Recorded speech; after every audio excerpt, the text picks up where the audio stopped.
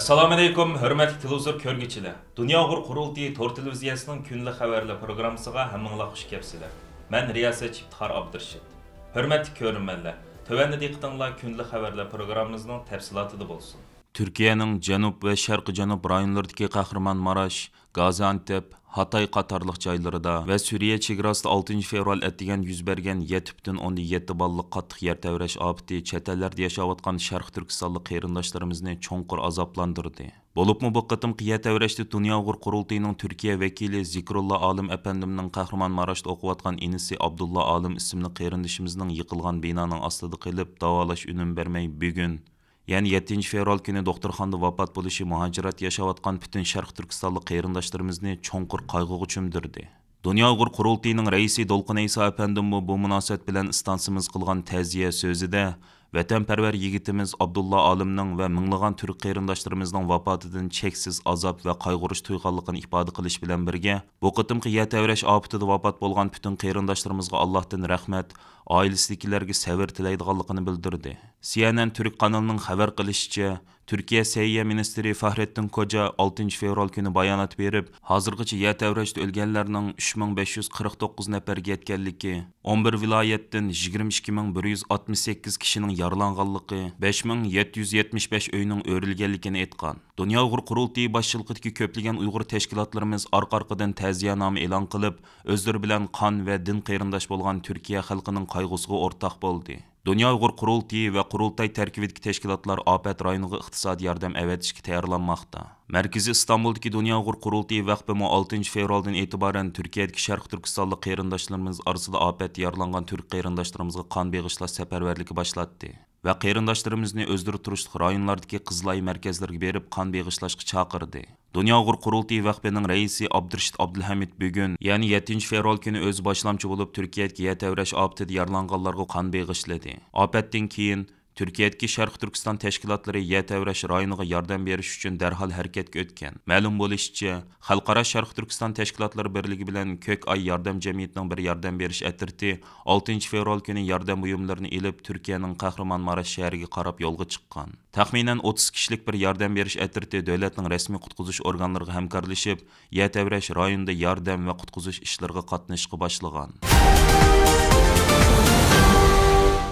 Birleşken Devletler Teşkilatı İqtisadi, İctimai ve Medeniyet Hukuk Komiteti tarafidan Xitoydan hesap so'raldigan 15 fevral günü Dunyo Uyg'ur qurultiyi bilan Yevropadagi Uyg'ur tashkilotlarining uyushtirishida Jenevada o'tkaziladigan birlashma namoyishining tayyorlik va safarbarlik xizmatlari jiddiy davom qilmoqda. Qurultay markaziy ishxonasidan egallashimizcha, Birleşken Devletler Teşkilatı İqtisadi, İctimai ve Medeniyet Hukuk Komiteti joylashgan Jenevadagi Palais Wilson sarayining oldida o'tkaziladigan birlashma namoyishga Yevropada yashayotgan qarindoshlarımızdan boshqa yana Qozog'iston, Amerika, Türkiye qatorliq davlatlardagi ba'zi qarindoshlarimiz kelib qatnashadi.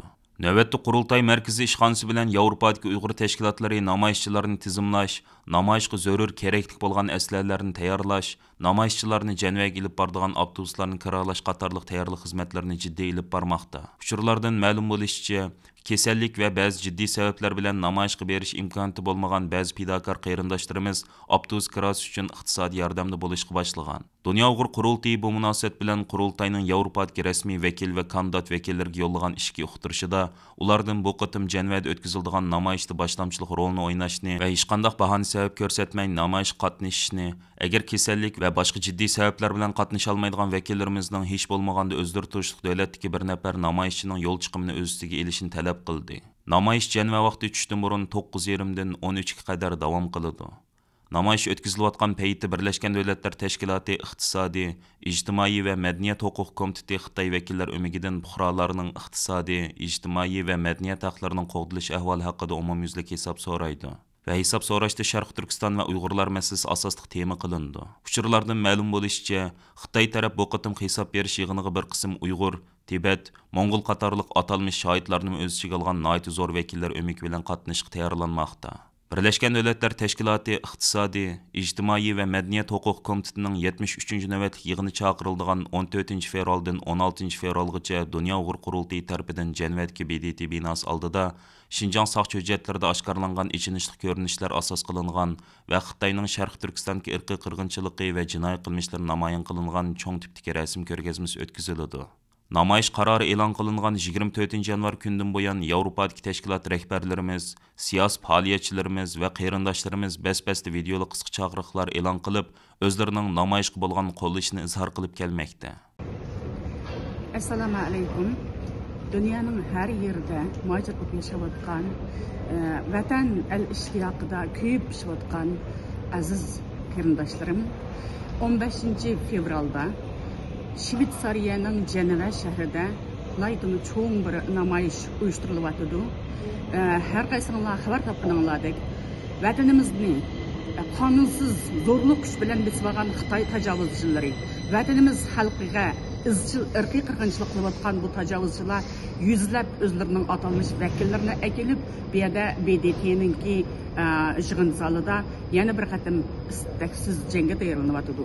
Har bir aziz qarindoshlarim, bizmi bu Uyg'ur qirg'inchiligini yurgizayotgan zalim Xitoylarninki ilmiy kirisiga qarshi o'zimizning barliq kuch-quvvatini aymay safarbarlik qilib Jenevaga namoyishga boraylik qarindoshlarim. Har birsimiz tayyor turaylik. Birsimiz bo'lsa-mu shu jamoatga qatnashaylik, namoyish qo'shinini ulg'aytaylik. İmkanı bağlanan hemimiz bilet elip baraylik. İmkanımız olmayan selametlik ve hizmet, başka hizmet peyliden baramaydıqallar. Baralaydıqallarını maddi, manevi cihetini kollab, biletlerge hemdemde bulaylik, yollarga ak yol tileyli. Hemmelerden Allah razı olsun, selamet boğayla aziz qarindoshlarim. Ali ihtiram bilen Şvetsiya, Stockholm'dan Uyghur Birligi reisi Baxtnur Xonimdan salomlar olsun. Rahmet.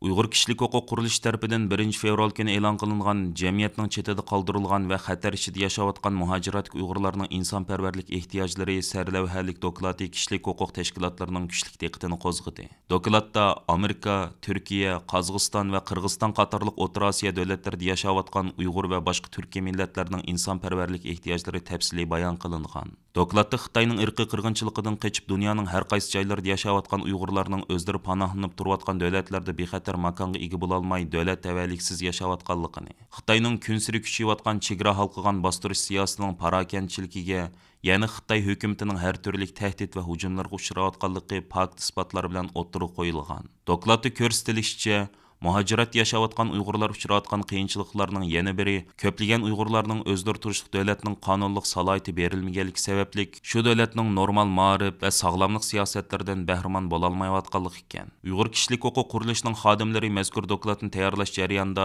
Turkiyani asos qilgan holda muhojiratdagi Uyg'urlarning ahvolini tekshirgan bo'lib, ular bu jarayonda ota-onasi Xitoyning lager va turmalariga qamalgan, Turkiya va boshqa davlatlarda tirik yetim qolgan nurg'un Uyg'ur bolalarni ziyorat qilgan. Dokladda irqiy qirg'inchilikdan aman qolgan bu bolalarni iqtisodiy va psixologiyalik yordamga eng muhtoj, shundaqli xatar ichidagi bir jamoatning eng jiddiy masalasi ekanligi alohida ta'kidlangan. Dünya Uyghur Qurultiyi İcraiya Komitetining raisi va Uyg'ur kishilik huquq qurilishining direktori Ömer Qanat Efendi bu haqda Erkin Osiyo radiosi qilgan so'zida mazkur dokladning muhojiratdagi Uyg'urlar duch kelayotgan qiyinchilikning hujjatlashtirilishi ekanligini bildirdi. U bu dokladning Amerika hukumatining munosabatli o'rinlarga sunilganligini, shundaqli bu dokladning Amerikada panohlanayotgan Uyg'urlarning qabul masalasini hal qilishdimi turtkilik rol o'ynaydiganligini ta'kidladi. Uyg'ur kishilik huquq qurilishi mazkur dokladda xalqaro insonparvarlik organlari va tashkilotlardan amaliy plan tuzib, dunyoning har qaysi joylarida panohlanayotgan Xitoyning qirg'inchiligidan aman qolgan Uyg'urlarning har turli ehtiyojini qondirishni talab qilgan. Mazkur talablar qonunliq ishlash salohiyatiga erishganlarga xizmat fursati yaratib berish,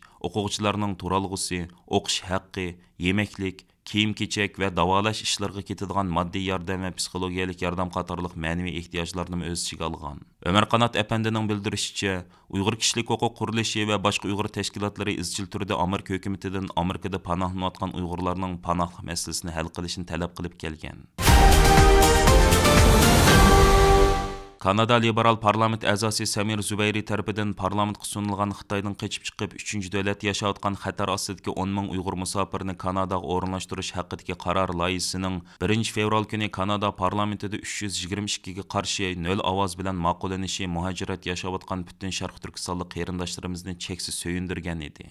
Shuningdan bu yan chet ellardagi Uyg'ur tashkilotlarimiz va siyosiy faoliyatchilarimiz o'zlarining Kanada parlamenti va hukumatiga bo'lgan minnatdorligini turli shakllar bilan ifodalab kelmoqda. Bu munosabat bilan 6 fevral kuni Shvetsiya Uyg'ur birligi tashkilotining raisi Baxtnur Abdurim boshchiligidagi hay'at Kanadaning Stockholmdagi elchixonasini ziyorat qilib, bosh elchi Jason Latorre apandimga tashakkur maktubi sunish bilan birga yana guldasta, tashakkur xati, Sharq Turkiston bayrog'i tushirilgan sharpa, doppa va marhum ot yurak inqilobchi va san'atchimiz Kurash Ko'san apandining plastinkalarni sovg'a qildi. Tashakkur maktubida biz Shvetsiya Uyg'ur birligi tashkiloti butun Shvetsiyadagi Uyg'urlarga vakolatan Kanada davlatiga va xalqiga rahmatimizni bildiramiz va shu 10 ming Uyg'urning kelgusida davlatinglarga zo'r to'hfalarni qo'shilganligiga shaksiz ishonamiz deyildi.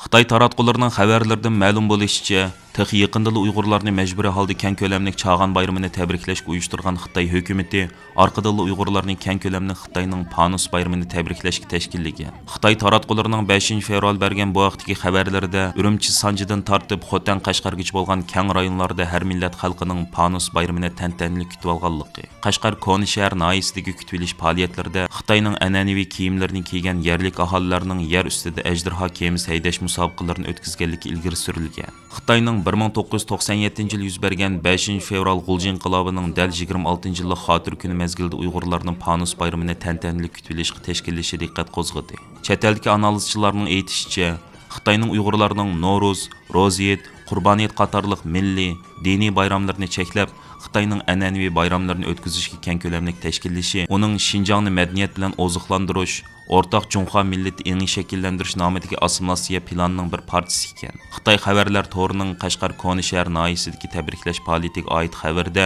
ajdarho kemasiga g'altak bekitib, quruqlikda haydashning Panus bayramini tabriklashda bir yangilik yaratganligini qayd qilsa-mu, lekin kuzatuvchilar buning Sharq Turkistonda Xitoy madaniyatini Uyg'urlarga tengishning bir xil asabiy tus olganligini ilgari surmoqda. Aziz ko'rmanlar, yuqorida diqqatingizga kunlik xabarlar programmamizning tafsilotini sundik. Kelar qatimliq sonimizgacha ko'rishgich omon bo'lgaysizlar. Stansimizning YouTube kanaliga a'zo bo'lishni unutma. Allohga omonat.